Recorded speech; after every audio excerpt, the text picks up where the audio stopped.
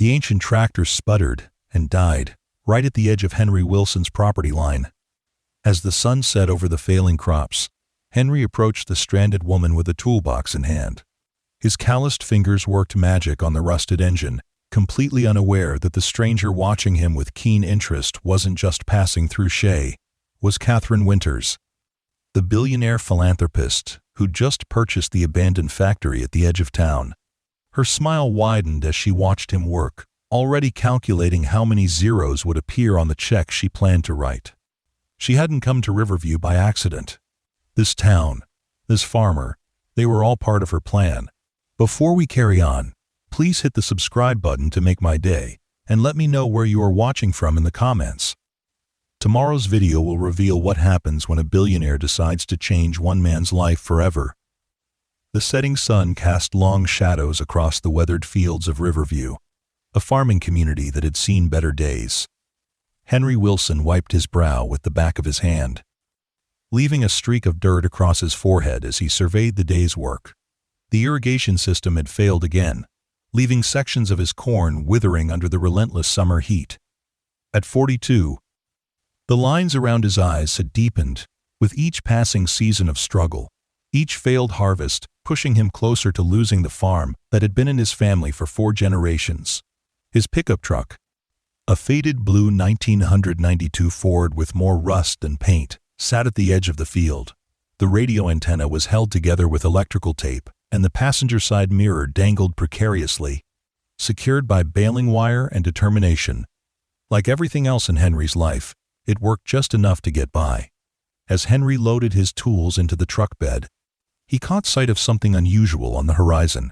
A cloud of dust approached along the rarely used country road that bordered his property to the east. Squinting against the glare of the setting sun, he made out the silhouette of what appeared to be an old tractor, its engine making a sound that Henry recognized immediately as trouble. The tractor, a vintage John Deere that must have been at least 60 years old, lurched forward once more before letting out a final wheezing cough and dying completely. Henry watched as a figure climbed down from the driver's seat, a woman with a wide-brimmed hat shielding her face from the sun. She kicked at one of the tires in frustration before opening a small compartment on the side of the machine and peering inside. Henry hesitated. He had his own problems, a mountain of them, and daylight was fading fast. There was still the matter of the broken fence in the north pasture, and he hadn't even started on the paperwork for the bank. The loan extension was due by the end of the week, and, without it, he might have to face the reality he'd been avoiding for months. But something about the stranded stranger tugged at him. Maybe it was the memory of his father's voice, clear in his mind even 15 years after his passing. "Wilsons help their neighbors, son. That's just what we do." In Riverview, neighbors had become an endangered species as family farms folded one by one, giving way to corporate agriculture or simply abandoned to the elements. With a sigh, Henry grabbed his toolbox from the truck bed and began walking toward the stranded tractor. As he approached, the woman turned, revealing a face that didn't belong to Riverview. She wasn't young, perhaps in her late 50s, but there was a vitality about her that seemed at odds with the dying farmland around them. Her clothes were practical, but of good quality. Sturdy boots, jeans without patches, and a light blue button-down shirt rolled up at the sleeves. Not a farmer, Henry thought, but not a tourist either. "Having some trouble?" Henry called out, raising his voice over the gentle rustle of corn leaves in the evening breeze. The woman pushed her hat back, revealing silver-streaked hair pulled into a practical ponytail. "You could say that," she replied with a wry smile. "This old girl decided she's had enough for one day." Henry set his toolbox down and surveyed the tractor. It was in remarkable condition for its age, the metal polished to a shine that spoke of care rather than necessity. "Mind if I take a look?" he asked, already opening his toolbox. "Be my guest," the woman replied, stepping back to give him room. "I'm Katherine, by the way. Katherine Winters." She extended a hand, sun-spotted but strong. "Henry Wilson," he replied, shaking it briefly before turning his attention to the tractor. "This land's been in my family since my great-grandfather's time." Katherine nodded, looking out over the fields. "It's beautiful country. Reminds me of where I grew up." Henry made a non-committal sound as he examined the engine. The tractor was a 1952 John Deere Model B, a machine he'd only seen in photographs and at the county fair's antique equipment display.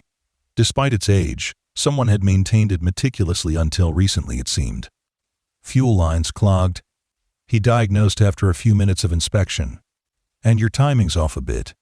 Probably happened when it sputtered out. I can fix it, but it'll take some time. Katherine checked her watch.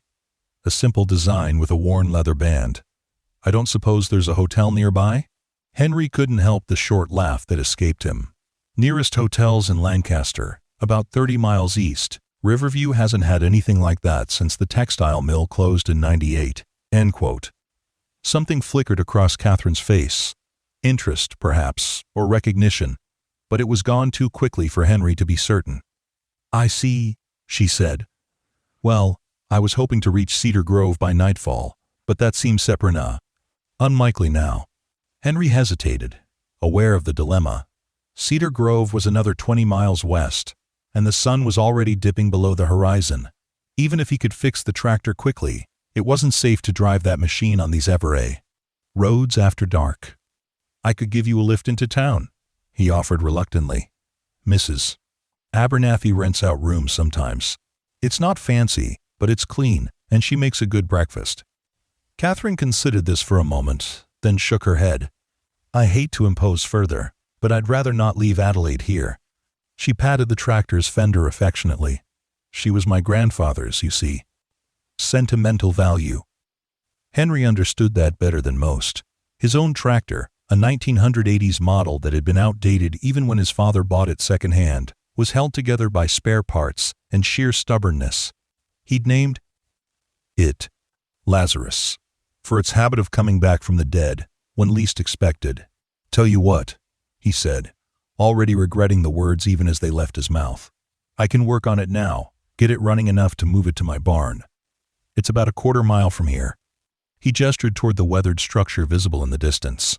You're welcome to my guest room for the night, and I'll finish the repairs in the morning. Katherine's smile widened, revealing laugh lines around her eyes. That's incredibly kind of you, Mr. Wilson. Henry, he corrected automatically. And it's nothing. Like I said, my folks would haunt me if I left someone stranded. As Henry set to work on the tractor, Katherine stepped back to observe.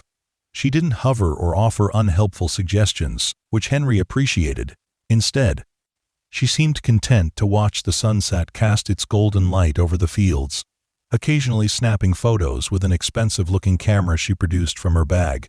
The fuel line was indeed clogged, and Henry had to improvise with the limited tools he had on hand. He cleaned it as best he could, then bypassed the worst section with a length of rubber tubing he'd been carrying in his toolbox for emergencies. It wasn't a permanent solution, but it would get the tractor to his barn. You're quite resourceful, Katherine commented when he explained what he'd done. Henry shrugged, uncomfortable with the praise. You learn to make do when the nearest parts store is an hour away, and you can't afford new anyway. The tractor started with a reluctant rumble that smoothed out after a few seconds. Henry showed Katherine how to nurse it along at a low speed, then got in his truck to lead the way back to the farmhouse. As they made their slow procession across the property, Henry couldn't help but wonder about his unusual guest. Katherine Winters didn't fit any category a visitor Riverview typically received. She wasn't a bank representative. They always arrived in sleek sedans, armed with clipboards and thinly veiled threats. Nor was she from the agricultural conglomerate that had been buying up failing farms in the area. Those people traveled in pairs, with identical polo shirts, and practiced sympathy. There was something different about her, something he couldn't quite place. The way she handled the antique tractor suggested familiarity with farm equipment, but her hands lacked the permanent stains and scars that came from a lifetime of agricultural work. And that camerette was the kind professionals used, not a tourist's point-and-shoot. By the time they reached the barn, the first stars were appearing in the darkening sky. Henry switched on the overhead lights, illuminating the cavernous space that housed his own tractor, a collection of implements in various states of repair, and the accumulated tools and treasures of 4 generations of Iraq farmers. Katherine carefully parked the John Deere next to Lazarus, creating an odd tableau of agricultural history side by side. She climbed down, stretching her back after the bumpy ride. "Nice setup you have here," she commented, looking around the barn with genuine interest. Henry followed her gaze, trying to see the space through a stranger's eyes. The barn had been built by his grandfather, expanded by his father, and maintained barely by Henry himself. The roof leaked in 3 places, patched with mismatched metal sheets. The concrete floor was cracked, with tenacious weeds pushing through in the corners. The workbench was organized but weathered, the tools arranged by frequency of use rather than any formal system. "It does the job," he said simply. Katherine wandered over to a wall where various license plates, old signs, and faded photographs were displayed. "Your family?" she asked, pointing to a black and white image of a man standing proudly next to a new-looking tractor, the very same one Henry now called Lazarus, though decades younger. "My dad," Henry confirmed, joining her. "That was the year he bought that tractor. 1982. Said it was the best investment he ever made." He didn't add that his father had died still making payments on it, or that Henry had nearly lost the farm twice since inheriting it. Katherine studied the photograph for a long moment. "He looks like a man who knew his own mind." Henry nodded, surprised by the accuracy of her assessment. "That he was. Stubborn as the day is long, my mother used to say." A comfortable silence fell between them as Katherine continued her examination of the memorabilia wall. Henry took the opportunity to assess what he'd need for the tractor repairs in the morning. The fuel line would need a proper replacement, not his makeshift fix, and he suspected the timing issues might be related to the distributor cap. "You hungry?" he asked eventually, realizing that the dinner hour had come and gone. "I can't offer anything fancy, but I've got soup on the stove and fresh bread." Katherine turned from the wall, the genuine smile lighting up her face. "That sounds perfect. I haven't had a home-cooked meal in weeks." They walked together toward the farmhouse, a 2-story structure that, like everything else on the property, showed signs of deferred maintenance. The white paint was peeling in places, and one of the shutters hung at a slight angle. The porch steps creaked under their weight, but the porch light cast a warm, welcoming glow. Inside, the house was modestly furnished, but clean. The living room contained a well-worn sofa, a recliner that had been Henry's father's favorite spot, and a television that was at least 15 years old. Family photographs lined the mantel above a fireplace that hadn't been used in years. Katherine paused in the entryway, taking it all in. "You live here alone?" she asked, noticing the single plate and coffee cup in the dish strainer. Henry nodded, leading the way to the kitchen. "Since my father passed, 15 years ago now. Mom died when I was in high school." He didn't mention his brief marriage, 2 years of increasing arguments ending in divorce papers delivered to the farm, along with an overdue notice from the electric company. Sarah had wanted children, a different life, security that Henry couldn't provide. He didn't blame her for leaving, but the empty rooms upstairs still echoed with what might have been. The kitchen was the heart of the house, with a large wooden table that could seat 8, but rarely saw more than Henry himself. The appliances were outdated but functional, and a slow cooker on the counter filled the room with the aroma of beef stew. "I hope you're not vegetarian," Henry said suddenly, realizing he hadn't thought to ask. Katherine laughed, a warm, genuine sound. "Far from it. That smells amazing." Henry served the stew beef, potatoes, carrots, and onions from his own garden while Katherine sliced the bread he'd baked that morning. It was a simple meal, but as they sat across from each other at the big table, Henry found himself relaxing for the first time in days. "So," he said, breaking a piece of bread, "what brings you to Riverview with an antique tractor?" Katherine took a sip of water before answering. "Would you believe me if I said chance? I was transporting Adelaide to a collector in Cedar Grove and decided to take the scenic route. I've always preferred back roads to highways." Henry raised an eyebrow. "Chance led you down Wilson Road?" "It's not exactly on any map." Katherine smiled enigmatically. "Perhaps not chance then. Let's call it intuition." Before Henry could pursue this line of questioning, Katherine deftly changed the subject. "This stew is delicious. Did you grow everything yourself? The conversation shifted to farming. Safe territory for Henry. He explained his crop rotation system, the challenges of the recent drought, and his experiments with more drought-resistant corn varieties. Katherine listened with genuine interest, asking insightful questions that revealed a deeper understanding of agriculture than Henry had initially given her credit for. "You know your stuff," he commented as they cleared the dishes. Katherine shrugged. "I grew up on a farm not unlike this one. Haven't lived on one in decades, but I guess some knowledge sticks with you." Henry wanted to ask what she did now, how a farm girl ended up transporting antique tractors and carrying professional cameras, but something in her manner discouraged personal questions. Instead, he showed her to the guest room upstairs, a simple space with a double bed, a dresser, and a window overlooking the eastern fields. "Bathrooms at the end of the hall," he explained. "Towels in the cabinet. The water runs rusty for the first few seconds, but it clears up quick."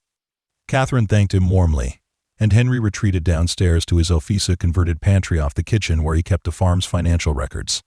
The loan extension paperwork waited on the desk, a reminder of the precarious state of his business. Henry sat heavily in the chair, pulling the papers toward him. The numbers hadn't improved since the last time he'd looked at them. The drought had reduced his yield by nearly 30%, and grain prices were at a 5-year low. The irrigation system needed replacing, not just repairing, and the north field required soil amendments he couldn't afford. The bank wanted a business plan, a path to profitability. What they didn't understand or didn't care about was that farming wasn't just a business to Henry. It was a legacy, a promise to generations past, and a responsibility to the land itself. The clock on the wall ticked steadily as Henry worked through the paperwork, making projections he knew were optimistic at best. It was near midnight when he finally pushed the papers aside, his eyes burning with fatigue. Tomorrow, he'd fix Katherine's tractor and send her on her way. Then it would be back to the daily grind of keeping his head above water, one day at a time. As he climbed the stairs to his own bedroom, Henry paused at the guest room door, hearing nothing but silence from within. His mysterious visitor was either asleep or as quiet as a mouse. Either way, by this time tomorrow, she'd be gone, and his life would return to its predictable struggle. He had no way of knowing how wrong he was. Morning broke with the insistent crowing of Frank, the rooster Henry kept more for tradition than any practical purpose. Henry was already awake, having risen before dawn to milk the small herd of dairy cows that provided a modest supplemental income. By the time he returned to the house, the smell of coffee filled the kitchen. Katherine stood at the stove, spatula in hand, a pan of sizzling bacon before her. "Hope you don't mind," she said, not turning around.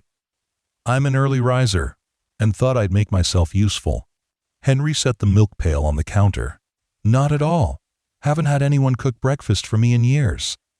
Katherine had found eggs in the refrigerator and bread for toast. She moved with efficiency around the kitchen, as comfortable as if she'd lived there for years rather than a single night.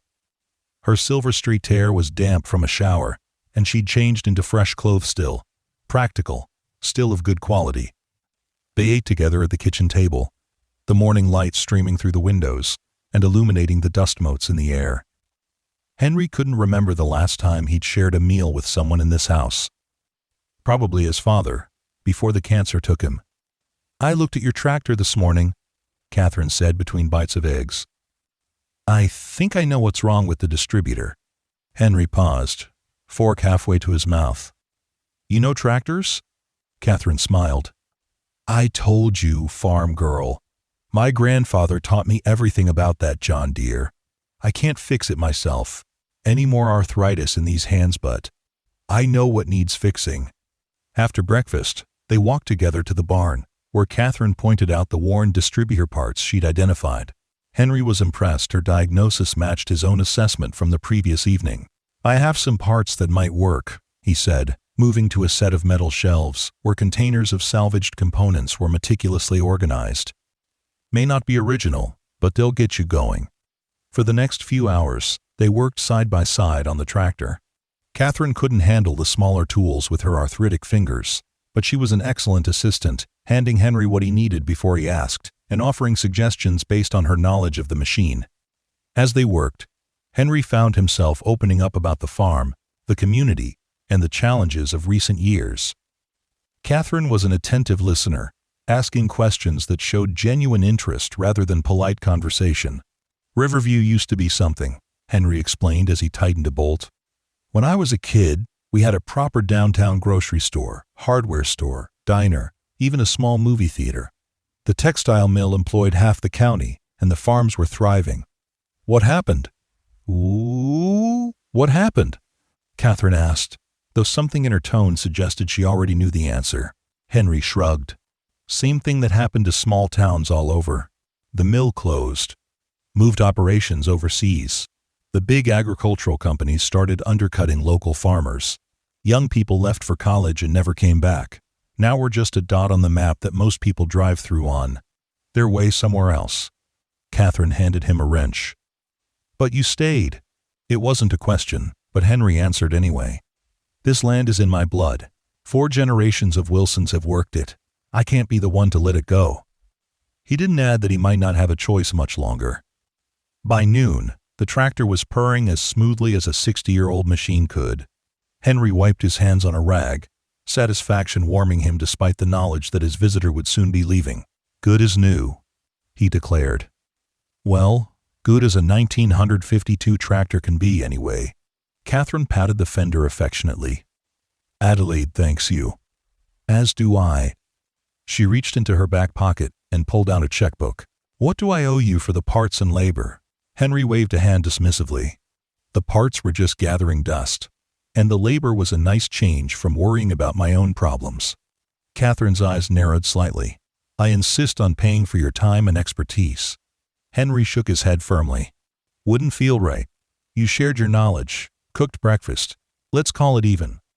After a moment of consideration, Katherine nodded, tucking the checkbook away. Very well. But I'll find a way to repay you properly. They returned to the house, where Henry expected Katherine to gather her belongings and be on her way. Instead, she surprised him by asking if she could see more of the farm. I'd like to understand what you're working with here, she explained. If you have the time, of course. Henry hesitated, conflicted. On one hand, there was work to be done there, was always work to be done. On the other hand, he found himself genuinely enjoying Katherine's company. Her sharp mind and practical knowledge, a refreshing change from his solitary existence. I can spare a couple of hours, he decided.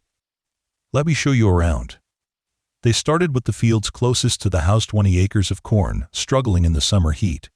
Henry explained the irrigation issues, pointing out the sections where the ancient pipes had finally given up. A new system would cost more than I'll make on this crop, he admitted. So I'm patching and praying for rain. Katherine examined the soil, rubbing it between her fingers. Good earth, she commented. Just thirsty. They moved on to the north pasture, where a small herd of dairy cows grazed lazily in the midday sun. Henry greeted each by name: Bella, Daisy, Marigold, and the others explaining their lineage and personalities. That one there, with the white star on her forehead? That's Comet. Her grandmother was the first cow I ever milked when I was about 6 years old. Nearly kicked me into next week, but Dad just laughed and showed me how to bathe. Sit properly on the stool. Katherine's expression softened at the story. You really do love this place, don't you? Henry looked around at the rolling fields, the weathered barn, the farmhouse in the distance. It's not just land to me. It's everything. My history. My future, if I can keep it. As they walked, Henry found himself sharing more than he intended: the financial struggles, the failed crops, the bank's increasing pressure. Katherine listened without judgment, occasionally asking clarifying questions, but mostly just allowing him to speak. What about the other farmers? She asked as they paused by a fence line overlooking neighboring property. Are they facing similar challenges? Henry gestured toward the adjacent farm, where fields lay fallow and buildings stood in disrepair. The Johnsons sold last year. Couple from Lancaster bought it as a weekend place. Don't farm it at all. He pointed in another direction. Hendersons lost their place to the bank 3 years ago. Corporate farm now. And the Petersons? He shook his head. Pete's heart gave out, and his kids had no interest in staying. Land's been sitting empty since. So you're one of the last independent farmers in the area? Katherine asked. Henry nodded. Me. The Garcia's about 5 miles south, and old Jim Baker, though he's more retired than farming these days. Everyone else has either sold out or gone corporate. By the time they returned to the farmhouse, the sun was high overhead, and Henry's shirt was damp with sweat. Katherine, however, seemed energized by the tour, her face flushed with the warmth, but her eyes bright with interest. "Thank you for showing me," she said, as they stood in the shade of the porch. "It's a beautiful operation, despite the challenges." Henry felt a flush of pride at the compliment, quickly followed by embarrassment at his transparency. He'd revealed far more to this stranger than he'd intended, laying bare the precarious state of his livelihood. Something about Katherine inspired confidence, a feeling that she understood without pitying. "Well," he said, suddenly awkward, "I suppose you'll want to get on the road to Cedar Grove. It's a straight shot west from here, about 20 miles. Should take you about an hour on that tractor." Katherine checked her watch, then looked thoughtfully at the horizon. "Actually, I'm rethinking my plans. Would it be terribly inconvenient if I stayed another night? There's something I'd like to investigate in town tomorrow morning." Henry blinked in surprise. "In Riverview? There's not much to investigate there." A smile played at the corners of Katherine's mouth. "You'd be surprised what I find interesting. Of course, I'll pay for my room and board." Again, Henry waved off the offer of payment. "The guest room's just sitting empty anyway. Stay as long as you like." That afternoon, Katherine excused herself to make some phone calls, walking down the long driveway for better reception. Henry returned to his chores, tending to the animals and checking the irrigation system once more, though he knew the patches wouldn't hold much longer. When he returned to the house for dinner, he found Katherine at the kitchen table with papers spread before her. She quickly gathered them as he entered, but not before he caught a glimpse of what appeared to be architectural drawings. "Hope you don't mind soup again," he said, pretending not to have noticed. "It's even better the second day." Katherine smiled, tucking the papers into a folder. "I never turn down a good meal. Can I help?" They worked together to prepare dinner, moving around the kitchen with the easy familiarity of people who had known each other far longer than a day. As they ate, Katherine asked more questions about Riverview, its history, its people, the textile mill that had once been the town's economic center. "The mill's been vacant for almost 30 years now," Henry explained. "Big brick building on the edge of town. Used to employ 300 people in its heyday." Katherine nodded thoughtfully. "And no one's tried to repurpose it?" Henry shrugged. "A few developers have looked at it over the years. Nothing ever came of it. Too far from major highways, they said. Not enough local workforce anymore." After dinner, they sat on the porch, watching the fireflies emerge as dusk settled over the fields. The evening was warm but not uncomfortable, with a gentle breeze that carried the scent of corn and distant rain. "Might get that shower after all," Henry commented, nodding toward the dark clouds gathering on the western horizon.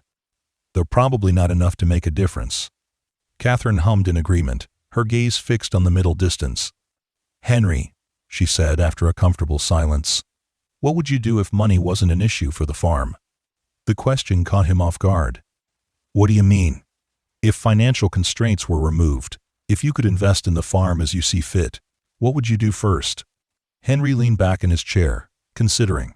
It had been so long since he'd thought beyond mere survival that the question felt almost foreign. "Well, the irrigation system, obviously. Replace the whole thing with a modern setup, then soil amendments for the north field. It needs lime and organic matter. New equipment. That tractor of mine is on its last legs, and the barn roof needs Kasen, replacing before winter." As he spoke, the vision expanded in his mind, not just repairs, but improvements. "I'd like to diversify a bit. The dairy operation is small but profitable. Could expand that. Maybe add some specialty crops. There's a growing market for organic produce in Lancaster, and solar panels on the South Shed. Power bills are killing me." Katherine listened intently, nodding occasionally. "You've given this some thought." Henry laughed ruefully. "Dreams cost nothing. Implementation's the problem." They sat in silence as the first distant rumble of thunder reached them. The storm was still miles away, but moving in their direction. "I should check on the animals," Henry said, rising from his chair. "Make sure everything's secured before that hits." Katherine stood as well. "I'll help." Together, they made a circuit of the farm, ensuring the cows were safely in the barn, the chicken coop was secure, and any loose equipment was stored away. By the time they finished, the first fat raindrops were beginning to fall. They ran the last few yards to the porch, laughing as the rain suddenly intensified. Henry couldn't remember the last time he'd laughed like that genuinely, without the weight of worry pressing down on him. "Perfect timing," Katherine said, shaking water from her hat. "Though, I think Adelaide might need a tarp over her. The barn roof has that leak right above where we parked her." Henry was touched by her concern for the old tractor. "Already took care of it. Put a tarp over both of them before we came in for dinner." Inside, they dried off and settled in the living room. Katherine asked about the family photographs on the mantel, and Henry found himself sharing stories he hadn't revisited in years. His father's determination to keep the farm during the 1980s farm badal crisis, his mother's legendary apple pies that won blue ribbons at the county fair, his own adventures growing up as a farm kid in a time before screens dominated childhood. It was nearly midnight when they finally said goodnight, the storm still drumming steadily on the roof. Henry lay awake for some time, listening to the rain and wondering about his mysterious guest. Katherine Winters was unlike anyone he'd met, knowledgeable about farming, but clearly not a farmer anymore, capable and independent, but with an easy warmth that made her feel like an old friend rather than a stranger he'd met just yesterday. He found himself hoping she might stay longer than one more night, though he knew that was unlikely. People like Katherine didn't belong in dying towns like Riverview. She had places to go, a life somewhere else. Tomorrow she would leave, and Henry would return to his solitary existence, fighting a losing battle against economic forces beyond his control. The rain continued through the night, a steady downpour that would help his crops, but wouldn't solve the underlying issues. Henry finally drifted off to sleep with the sound of water drumming on the roof, a rare moment of peace in a life filled with constant worry. The next morning dawned clear and fresh, the world washed clean by the night's rain. Henry rose at his usual early hour, completed his chores, and returned to the house to find Katherine already in the kitchen, coffee made, and breakfast underway. "I hope you don't mind," she said, gesturing to the French toast sizzling in the pan. "I found the bread going stale and thought this would be a good use for it." Henry inhaled the cinnamon-scented air appreciatively. "Mind? I haven't had French toast since—" He trailed off, unable to remember the last time. After breakfast, Katherine announced her intention to drive into town. "I'd like to look at that old mill you mentioned. Would you be able to point me in the right direction?" Henry hesitated, then made a decision. "I'll do better than that. I'll drive you there myself." He had work to do, always had work to do, but something about Katherine's interest in the derelict building intrigued him. Besides, after the rain, the fields would be too wet for certain tasks he'd planned. They took Henry's pickup truck, rattling down the country roads toward the small town center. Riverview had once been a bustling community of about 3,000 people.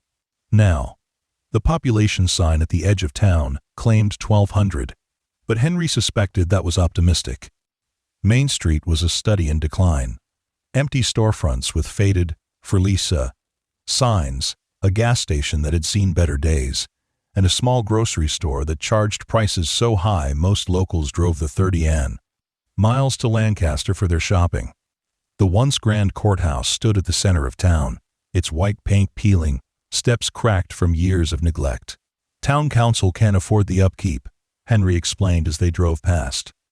"Budget's been cut every year for the past decade." Katherine took it all in with interest, occasionally making notes in a small notebook she produced from her pocket.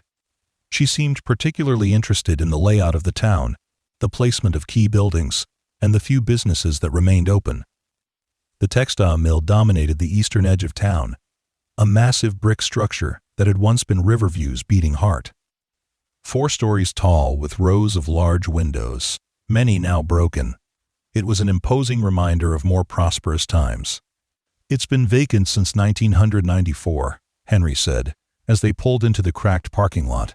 Owner just locked the doors one day. Filed for bankruptcy. 300 people lost their jobs overnight.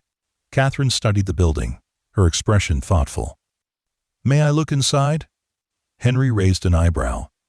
It's not exactly safe. Floors probably rotted through in places. I'll be careful, she promised. I'm just curious about the structure.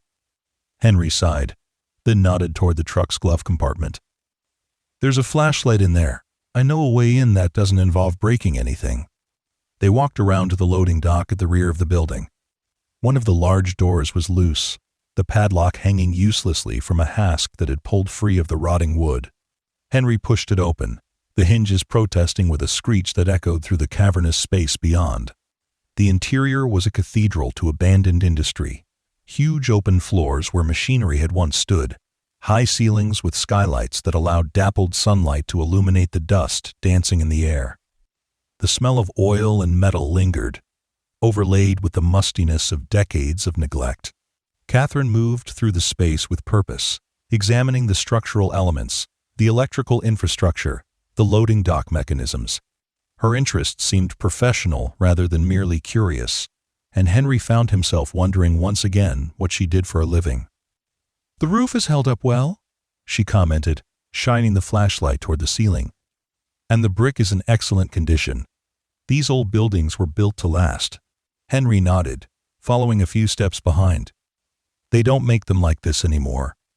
Katherine moved to the center of the main floor, turning slowly as if visualizing something Henry couldn't see. How many floors total? 4, plus a basement where they kept the boilers and some storage. Katherine made more notes in her little book, occasionally stopping to take measurements with a small laser device she produced from her pocket. Henry watched in growing puzzlement.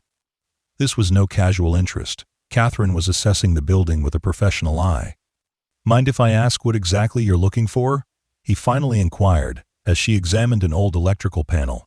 Katherine glanced over her shoulder with a slight smile. Just gathering information. I have an interest in historical industrial architecture. It wasn't a complete answer, but Henry didn't press. They spent another hour exploring the mill, with Katherine documenting various aspects of the structure, and Henry sharing what he remembered from childhood visits with his father, who had delivered cotton to the loading docks. Twice monthly.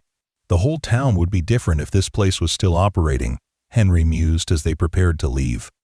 Not just the jobs, but the sense of purpose, community. Katherine nodded thoughtfully, taking one last look around the cavernous space. One building can change everything, she agreed. They stopped for lunch at Mabel's diner, the only restaurant left in Riverview.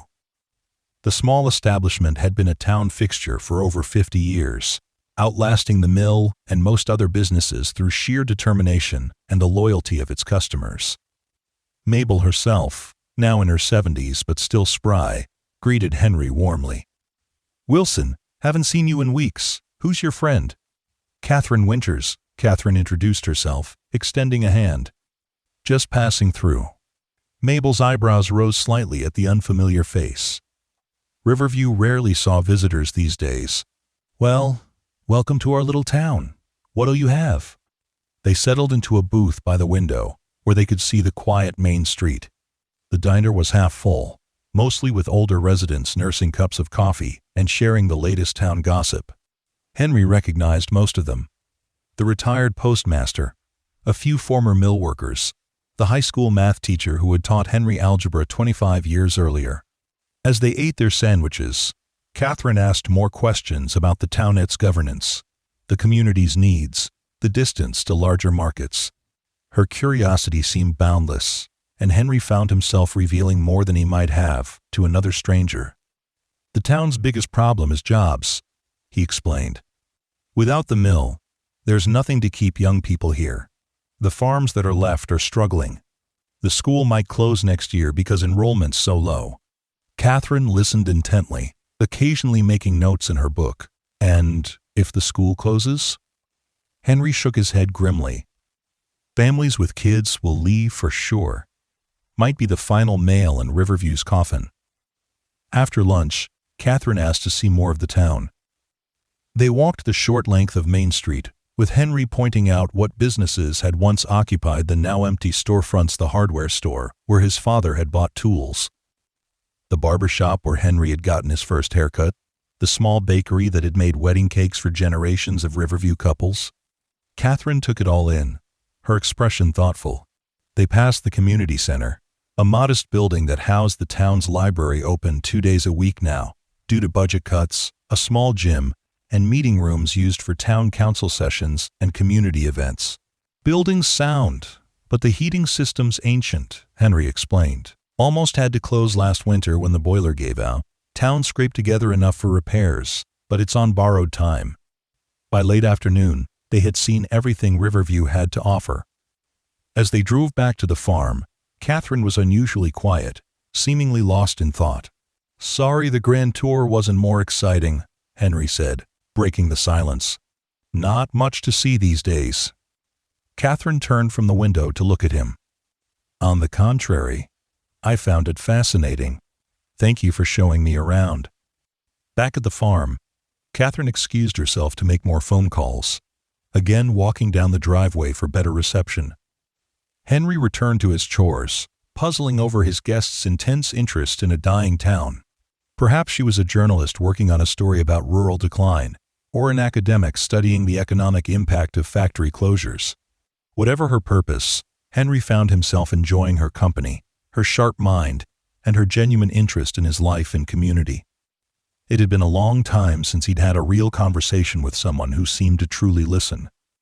That evening, they sat on the porch after dinner, watching the sunset paint the sky in brilliant oranges and pinks. The fields glowed golden in the fading light, the corn stalks standing tall after the previous night's rain. "Beautiful," Katherine murmured, taking a photograph with her expensive camera. "You have a piece of paradise here, Henry." Henry smiled wryly. "Paradise with a past-due mortgage." Katherine lowered her camera, turning to face him directly. "Tell me something. If you could change one thing about Riverview, what would it be?" Henry considered the question, watching a hawk circle lazily above the distant tree line. "Opportunity," he said finally. "The town needs a reason to exist beyond history, something to give people jobs, hope, a future to build toward." Katherine nodded slowly. "And for your farm?" "Security," Henry replied without hesitation. "Not just making it through this season, but knowing there will be a next season, and one after that. Farming isn't just a job. It's a continuum. What I do today affects the land for years to come. Hard to plant for the future when you're not sure you'll be here to see it." They fell into a comfortable silence as darkness crept across the fields. Fireflies began to blink among the corn rows, nature's own constellation mirroring the stars appearing overhead. "I should leave in the morning," Katherine said after a while. "I've imposed on your hospitality long enough." Henry felt a surprising twinge of disappointment. "You're welcome to stay longer if you need to." Katherine smiled, the motion illuminated by the porch light. "You're very kind, but I have matters to attend to. However, I'd like to come back in a few days, if that's all right with you. There are some things I'd like to discuss." Henry raised an eyebrow. "Things?" "Professional matters," she clarified. "I'll explain when I return. For now, let's just enjoy this beautiful evening." They sat in companionable silence until the mosquitoes drove them indoors. Before retiring for the night, Katherine surprised Henry by asking for a tour of his office. "I'm curious about how you manage the business side of farming," she explained. Henry showed her the converted pantry with its metal desk, filing cabinets, and ancient desktop computer. Nothing fancy. Spreadsheets for tracking expenses, calendar for planting and rotation schedules, files for all the government paperwork. Katherine examined the system with interest, asking questions about his record-keeping, tax filings, and business planning. Her questions were specific and knowledgeable, further convincing Henry that there was more to Katherine Winters and a casual interest in agriculture. "Thank you," she said when the tour was complete. "I appreciate you being so open with me." Henry shrugged, uncomfortable with the formality. "Not much to hide on the farm. What you see is what you get." Katherine's smile was warm but enigmatic. "Sometimes what you see is just the beginning." The next morning, Henry awoke to find Katherine already up and about, her small suitcase packed and ready by the door. She had made coffee and prepared a simple breakfast of eggs and toast. "I wanted to thank you properly before I left," she explained as they sat down to eat. "Your hospitality has meant a great deal to me." Henry waved off the thanks. "It was nice having someone around for a change.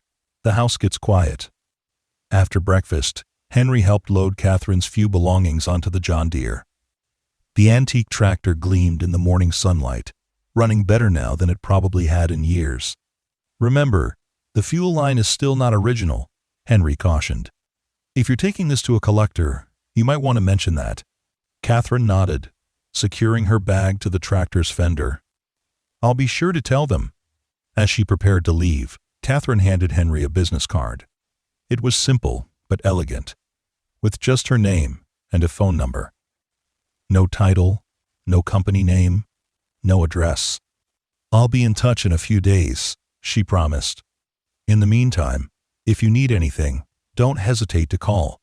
Henry pocketed the card, doubting he would use it but appreciating the gesture.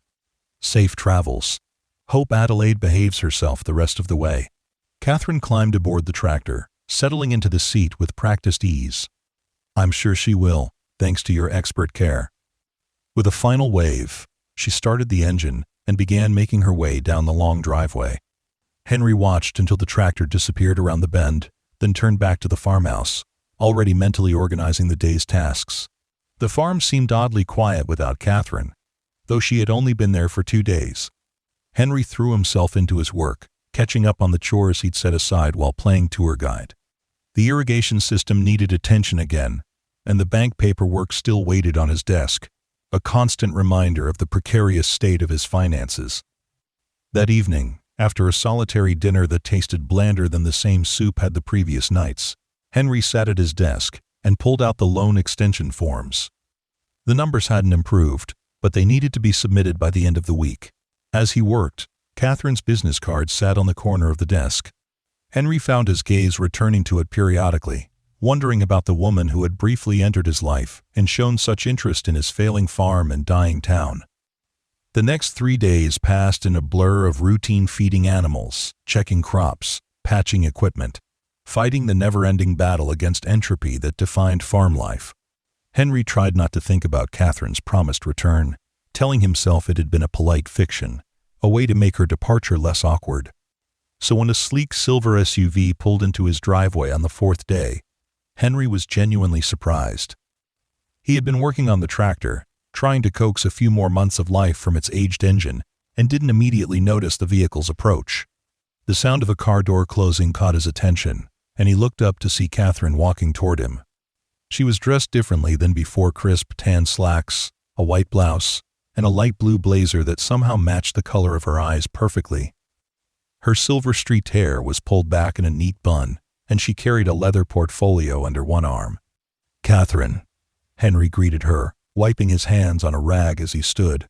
"Didn't expect to see you back so soon." Katherine smiled, the expression warming her professional appearance.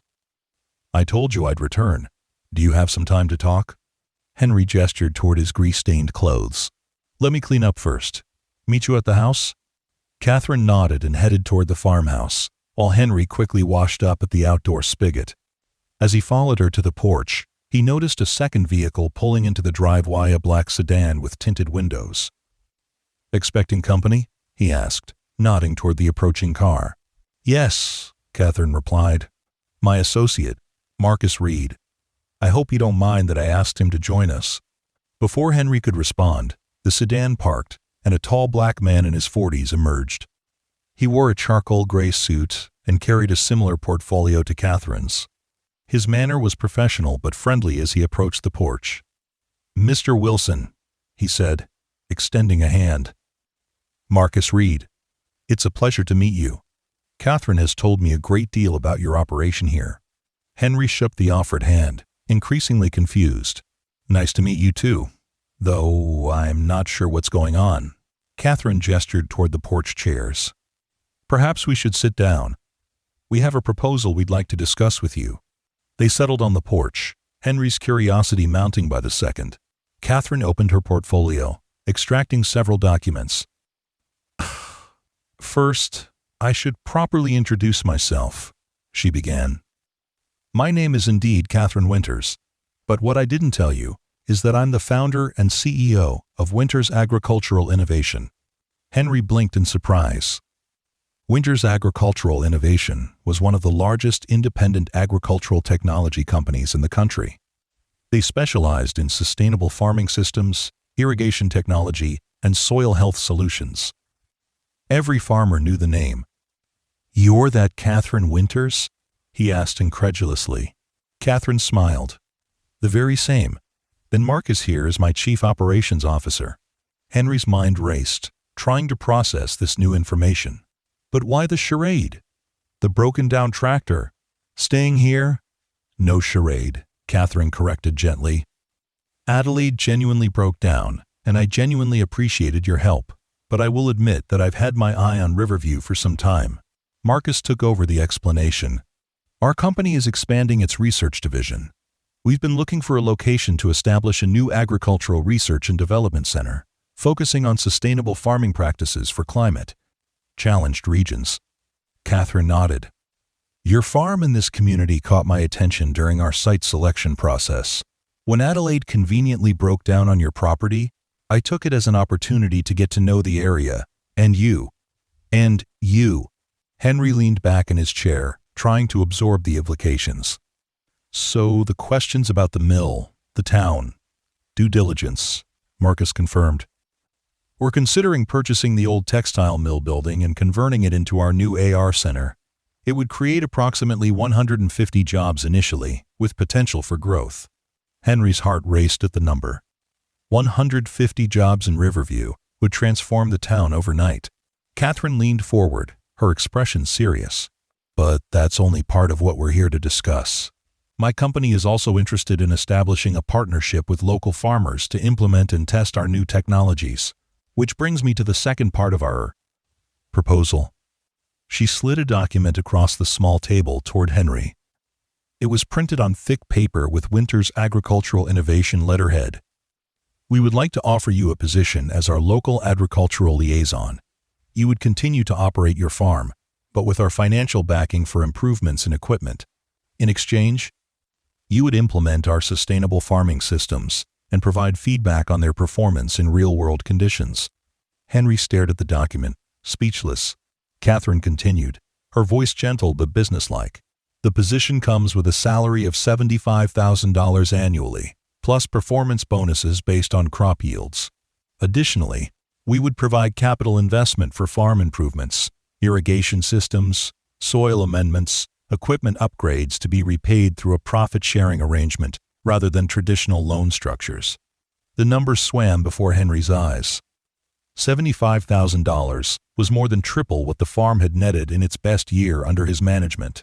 Marcus added, "We're making similar offers to the other remaining independent farmers in the area, the Garcias and Mr. Baker. Our goal is to establish Riverview as a hub for agricultural innovation, connecting traditional farming knowledge with cutting-edge technology." End quote. Henry found his voice at last. "Why here? Why my farm?" Katherine's expression softened. "Multiple reasons. The geographical location is ideal for our research purposes, varied soil conditions, moderate climate challenges. The existing infrastructure of the mill building is perfect for our needs with relatively minor renovations. The available workforce in the surrounding area includes both experienced agricultural workers and people with manufacturing backgrounds." End quote. She paused, then added more personally, "And, after spending time with you, I'm convinced you're exactly the kind of partner we need, someone with deep knowledge of the land, commitment to sustainable practices, and the adaptability to embrace innovation." Henry rose from his chair, needing to move as his mind processed this life-changing proposal.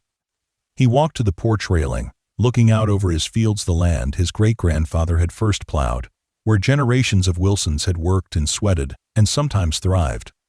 "This would change everything," he said finally, turning back to face them. "Not just for me, but for the whole town." Katherine nodded solemnly. "That's the intention. We believe in revitalizing rural communities through sustainable agriculture and innovation. Riverview could become a model for this approach." Marcus extended another document. We've already had preliminary discussions with the town council about the mill purchase. Mayor Thompson was enthusiastic, to say the least. Henry laughed shakily. I bet he was. He gestured to the papers. Can I take some time to review these? It's a lot to process. Of course, Katherine assured him. Take all the time you need. We'll be in the area for the next few days, meeting with the other farmers and finalizing details with the town council. As they prepared to leave, Katherine hung back, letting Marcus walk ahead to the cars. Henry, she said quietly, I want you to know that regardless of your decision, it was a genuine pleasure getting to know you and learning about your farm. What you've accomplished here, despite all the challenges, is remarkable. Henry studied her face, seeing sincerity in her eyes. Thank you for that, and for being straight with me now, even if you weren't entirely forthcoming before. Katherine smiled ruefully.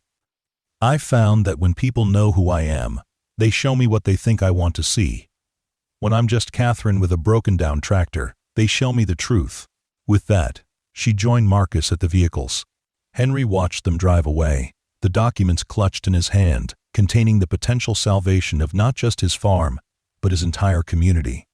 That evening, Henry sat at his kitchen table, carefully reading through every word of the proposal. It was comprehensive, detailing not just the financial arrangements, but the technological implementations, reporting requirements, and partnership structure. The more he read, the more he realized that this wasn't a corporate takeover disguised as a partnership. It was a genuine collaboration that valued his knowledge and experience.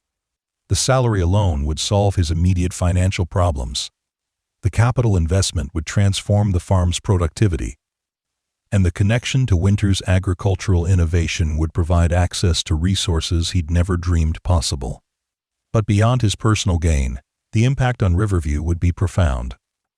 150 new jobs would bring families back to the area, revitalizing the school, reopening businesses on Main Street, breathing life back into the community that had raised him. Henry called the Garcias that night, curious if they'd received a similar offer. Maria Garcia confirmed they had, her voice vibrating with cautious excitement. It sounds too good to be true, Henry. But Katherine Winters has a reputation for integrity.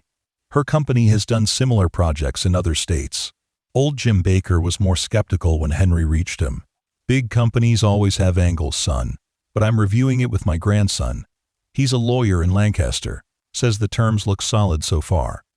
Henry slept little that night, his mind racing with possibilities. For the first time in years, he allowed himself to think beyond survival, to imagine a future where Wilson Farm didn't just endure but thrived. The next morning, he called the number on Katherine's business card. She answered on the second ring. Henry, she greeted him warmly. I was hoping to hear from you. I have some questions about the proposal, he said, getting straight to the point. Of course. Would you like to meet in person? Marcus and I are having lunch at Mabel's diner at noon. Henry agreed, and a few hours later found himself sliding into a booth across from Katherine and Marcus. The diner was busier than usual. Word of Winters' agricultural innovations, interest in the town having spread like wildfire. For the next hour, they answered his questions about the technology implementations, the profit-sharing structure, the timeline for farm improvements, and the plans for the research center. Katherine was patient and thorough, never rushing or dismissing any concern, no matter how small. One last question, Henry said as they finished their coffee. Why the tractor? Why drive an antique John Deere instead of flying in on a corporate jet like most CEOs would? Katherine smiled, a hint of mischief in her eyes. Adelaide belonged to my grandfather. He taught me to farm with that tractor. When I started my company, I promised myself I'd never lose touch with the realities of farming. So for initial site visits, I drive myself. No entourage, no corporate trappings. Just me and Adelaide, connecting with the land and the people who work it. Her expression grew more serious. The breakdown was genuinely unplanned. But I believe in signs, Henry. When your field was where Adelaide chose to stop, and you were the one who came to help with skill and kindness, expecting nothing in return, I took notice. Henry nodded, understanding better now. So, what happens next, if I say yes?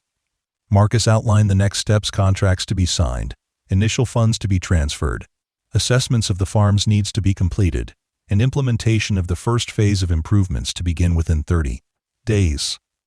And the mill? Henry asked. How quickly would that project move forward? We've already made an offer to the current owner, Katherine explained. If accepted, renovations would begin within 60 days, with the facility operational in approximately 8 months. Henry took a deep breath. I need to talk to my lawyer in Lancaster, have him review the contracts, but assuming everything checks out, he extended his hand across the table. You've got yourself a partner. Katherine's smile was radiant as she shook his hand. I'm very glad to hear that, Henry. The next few weeks passed in a whirlwind of activity. Henry's lawyer confirmed that the contracts were not only fair, but generous. The paperwork was signed, and within days, a team of agricultural engineers from Winters Innovation arrived to assess the farm's needs and develop an implementation plan. The irrigation system was the first priority, with work beginning immediately to replace the aging infrastructure with a state-of-the-art precision system that would reduce water usage by nearly 40% while basher. Improving crop health. New soil sensors were installed throughout the fields, connected to a monitoring system that would alert Henry to changing conditions before problems developed. Katherine visited regularly, overseeing the progress personally, and often rolling up her sleeves to work alongside the installation teams.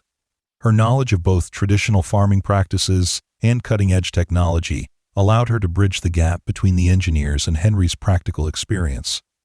We're not replacing your expertise, she assured him one afternoon as they reviewed the soil analysis reports. We're augmenting it. Your understanding of this land, its quirks, its history, how it responds to weather patterns, that's knowledge no algorithm can replace. Meanwhile, the town of Riverview hummed with renewed energy. The sale of the mill was finalized, and construction crews arrived to begin renovations. The first phase of hiring began, with priority given to local residents and those with connections to the community who might return if jobs were available. The impact was immediate and profound. The grocery store expanded its hours. The hardware store, which had been on the verge of closing, suddenly found itself supplying tools and materials to workers renovating homes in anticipation of new arrivals. Mabel's diner added dinner service for the first time in a decade to accommodate the construction crews. 3 months after Katherine's old tractor had broken down at the edge of Henry's property, Wilson Farm was transformed. The new irrigation system was fully operational. Soil amendments had been applied to the northern fields, and the barn roof had been completely replaced.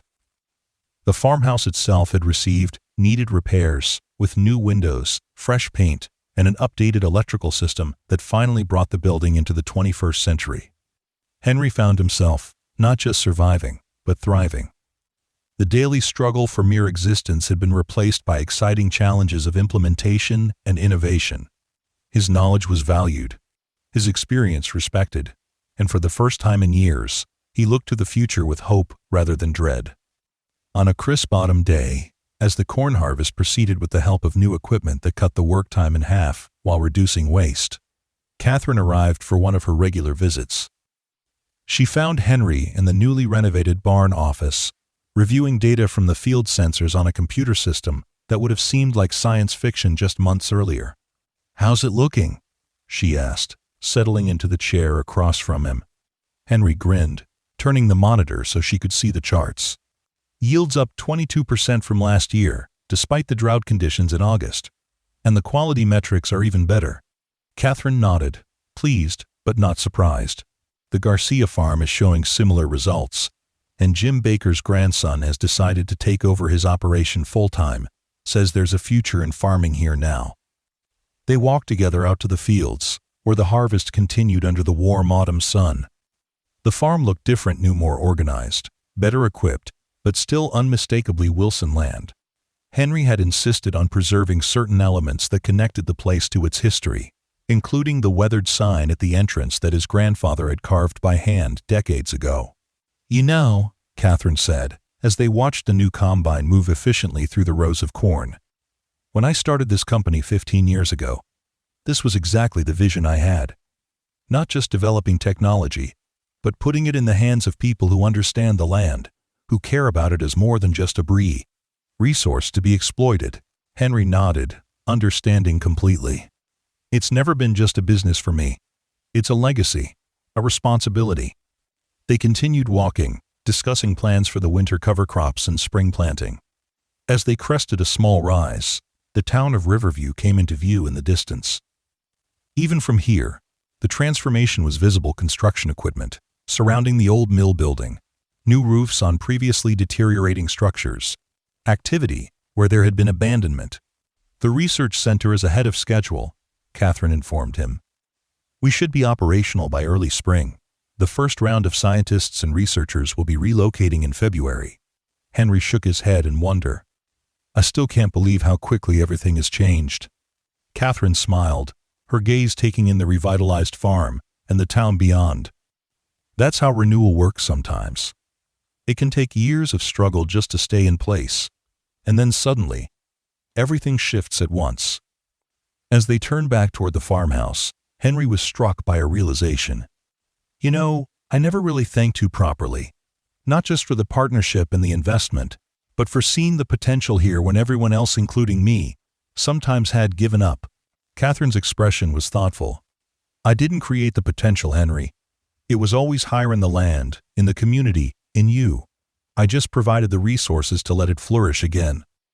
The sun was beginning to set as they reached the farmhouse, casting the same golden light that had illuminated their first meeting months ago. But this time, instead of illuminating decay and struggle, it shone on renewal and possibility. Will you stay for dinner? Henry asked as they climbed the newly repaired porch steps. I've been experimenting with that recipe you shared, the one with the roasted vegetables. Katherine accepted with a smile, and together they entered the farmhouse that now looked toward the future rather than the past. In the town of Riverview, lights began to come on in homes that had stood empty for years. The community center hummed with activity as a planning meeting for the Spring Festival, the first in over a decade, drew to a close. At the renovated mill building, now bearing the Winters Agricultural Innovation logo, the last construction crew of the day packed up their tools, their work bringing the structure back to life after years of abandonment. And on Wilson Farm, where an antique tractor had broken down by chanceur, perhaps by Dizina, struggling farmer and a visionary philanthropist, prepared a meal together. Their unlikely partnership having sown the seeds of revival for an entire community. As darkness fell, the lights of the farmhouse glowed warmly, a beacon of hope on the landscape. Inside, plans were being made, ideas shared, a future envisioned that honored the past while embracing innovation. The farm that had been in danger of slipping away was now at the forefront of a new beginning, not just for the Wilson family, but for all of Riverview.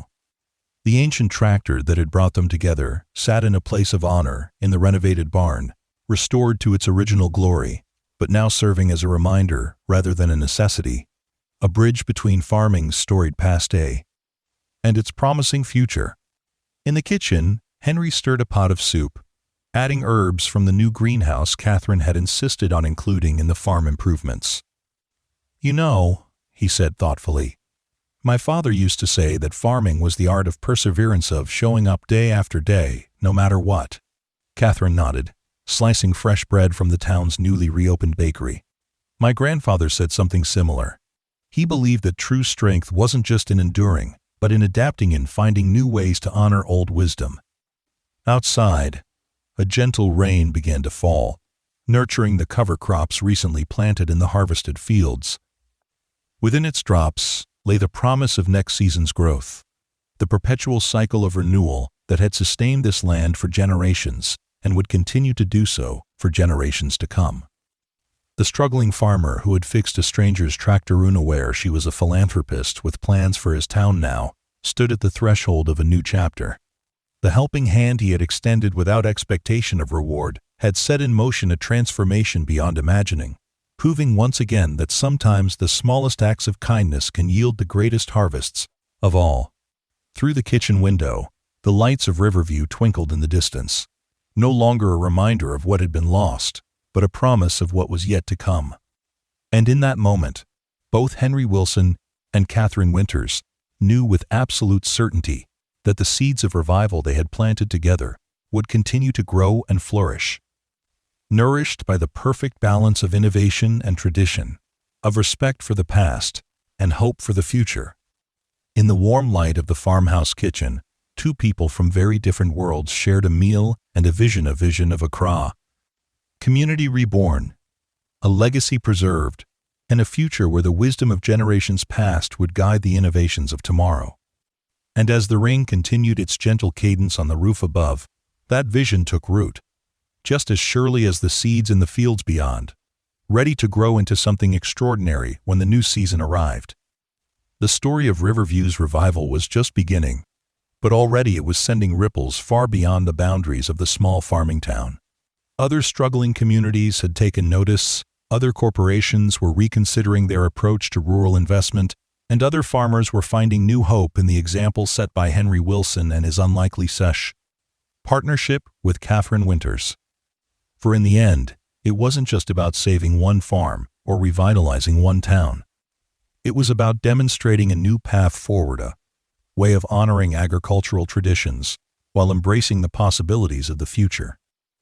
It was about proving that with the right combination of innovation and respect, the wisdom of the past could indeed light the way to a more sustainable tomorrow. And it had all begun with a simple act of kindness, a struggling farmer stopping to help a stranger with a broken-down tractor, unaware that in fixing her engine, he was helping to ignite the spark that would ultimately renew Accra. His entire world,